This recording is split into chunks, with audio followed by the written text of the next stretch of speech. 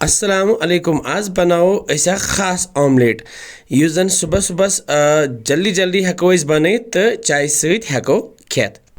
अच्छे वारिया मज़ ते गसान तो बेची वारिया ताकती ते तो पक्यू करो जल्दी जल्दी शुरू सारी खुद गोनेत नी मे यम त्रे ठूल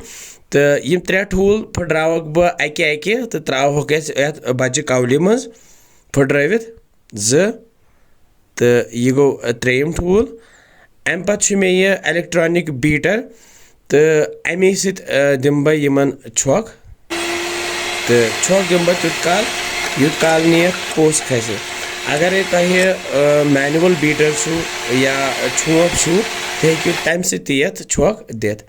छक दिन सम ठूल वाश कड़ान तो बेस यह ऑमलेट ऐसे बनान यह मज़ेदार ते बनान तो बेस यह खूबसूरत ते बनान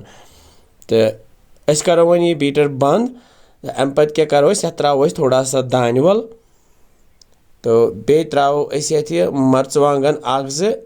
वारिया नुक नुक करित तो बे मे यह मर्च पाउडर यह त्रा बह ओड़ चमच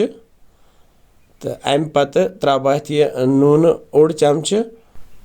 वन रलावन यह असल पे चमच सत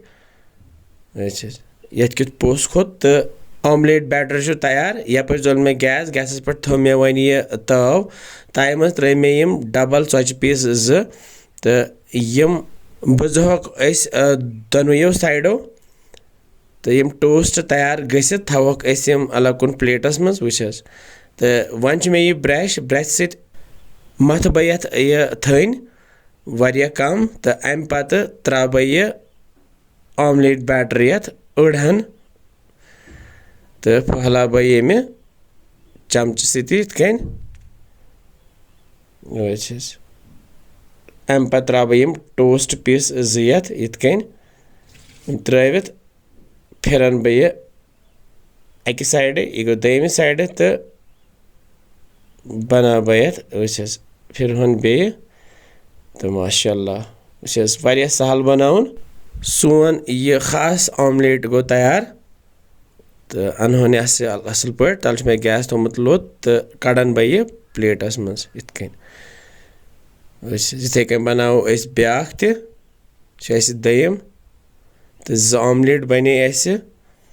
पे त्रा बह यह टमाटो केचप अगर नहीं तो टमाटो केचप खुश गसान तो हेकू भी इथे कन खेत तो इथे करो श्रापुत सत मजबाग ज पीस